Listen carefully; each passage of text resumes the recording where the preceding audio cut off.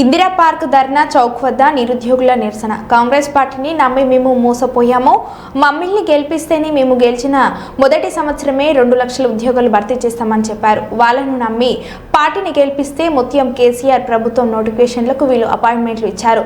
అయితే 50,000, 60,000 ఉద్యోగాలు ఇచ్చామని మీడియా ముందు చెప్పడం కాదు, నిరుద్యోగులు ఉన్న దగ్గరకు వచ్చి చెప్పండి, మా సమస్యలు చెప్పుకుందామంటే మమ్మల్ని కనీసం ఎమ్మెల్యేలు కూడా కలవడం లేదు అని అన్నారు. 55,000 ఉద్యోగాలు ఇచ్చిందంట వచ్చిన సంవత్సరంన్నర కాలంలో. అంటే మీరు జాబులు కొట్టలేక మీకు చదవ చేతగా ఈడికి వచ్చిరా, లేకపోతే నిజంగానే నిరుద్యోగం ఉందా? కాంగ్రెస్ గవర్నమెంట్ అధికారంలో లేనప్పుడు, ప్రతిపక్షంలో ఉన్నప్పుడు, అదే బీఆర్ఎస్ గవర్నమెంట్ అధికారంలో ఉన్నప్పుడు చెప్పిన మాట ఇదే. రేవంత్ రెడ్డి సార్ ఏమన్నారంటే, మమ్మల్ని గెలిపించండి, మేము అధికారంలో రాగానే 2 లక్షల ఉద్యోగాలు మొదటి సంవత్సరంలోనే ఫిల్అప్ చేస్తాం, మేము ఫస్ట్ చేసే పనే అది అని చెప్పేసి మేము నమ్ముకున్నాం. ఎందుకు మా వంతు మేము ప్రయత్నాలు చేసి పార్టీని గెలిపించుకున్న తర్వాత నోటిఫికేషన్లు అంటే మొత్తం కేసీఆర్ గవర్నమెంట్ ఇచ్చిన నోటిఫికేషన్లే వీళ్ళు అపాయింట్మెంట్ ఇచ్చారు అంతే. కేసీఆర్ నోటిఫికేషన్ ఇచ్చింది కేసీఆర్ గవర్నమెంట్, ఎగ్జామ్ రిక్రూట్ చేసింది కేసీఆర్ గవర్నమెంటే, అపాయింట్మెంట్ ఇచ్చిందే వీళ్ళు. ఆ మాత్రం మొత్తం మా దాంట్లో మేమే ఇచ్చినామని చెప్పేసి 55,000, 60,000 అని చెప్పి చెప్పించుకుంటున్నారు. మీరు 55,000, 60,000 అంటున్నారు కదా, మీడియా ముందు కాదు చెప్పడం.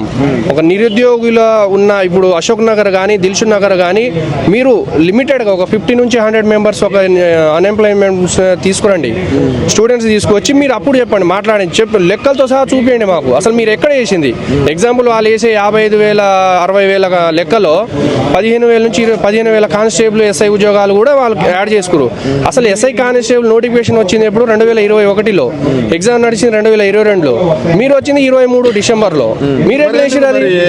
అంటే మీరు కొంచెం మంది మేధావులు కూడా ఉన్నారు మీకు దగ్గర, ఆకునూరు మురళి కావచ్చు, అదేవిధంగా వాళ్ళంతా రియాజ్ సార్ కావచ్చు, అకాడమీస్ కూడా వాళ్ళు నడుపుతున్నారు, వాళ్ళకు కూడా అవగాహన ఉండి ఉంటుంది.